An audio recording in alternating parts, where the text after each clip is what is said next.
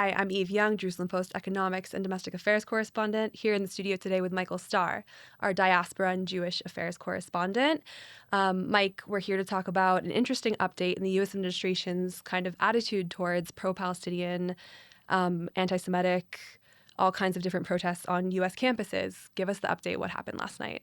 So last night, Immigration Services decided that they would be considering the social media of foreign citizens, foreign students in the United States. They'd be reviewing their social media for anything that they could determine as anti-Semitic or promoting or endorsing terrorist organizations, and they would consider that social media in regards to benefits Wow. for immigrants, and they made a special emphasis on the students and the universities, and this comes amid a crackdown by the Trump administration on universities and on radical activists on those campuses. Are you seeing any reactions, people calling the move positive, people saying it infringes on privacy? We've seen a ton of different reactions to various policies in the past few days. What are you seeing on this one, if anything, yet?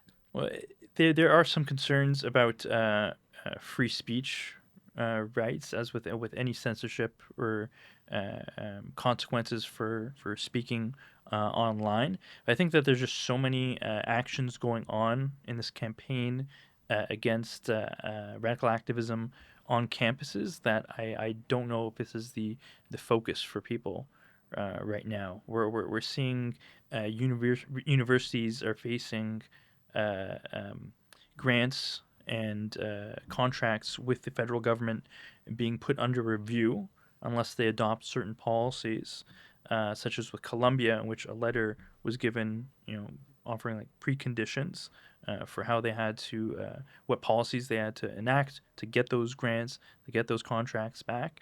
Most recently, this appears to be in the process of being applied to Cornell and Northwestern, although they didn't get the official news yet.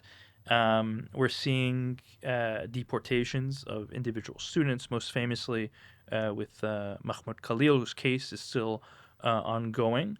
We saw a wave of like dozens of Mhm. students across the country getting their visas very abruptly Wow. canceled. Although it's unclear, the administration, all these universities are saying, the administration didn't really tell us why their visas are being canceled. Some cases, the universities say, well, this doesn't appear to be connected to activism. In other cases, it appears to be hinted as being connected to things from their minor, like ticket violations, So driving violations. But several anti-Israel groups, usually SJP chapters, Students for Justice Palestine chapters, they're concerned that it's related to activism.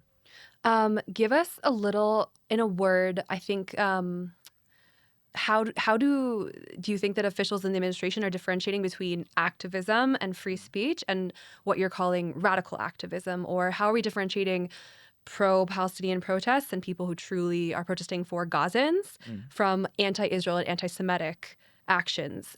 We know that there's kind of been a mishmash over the past year, with some students meaning well and truly wanting to support Gazans. How is administration sorting these things out and kind of saying this is a person who is, say, supporting terror or inciting to terror? I wish I could offer like a clear line Yeah. for the administration, what is considered radical activism and what isn't, what requires punitive action and what doesn't.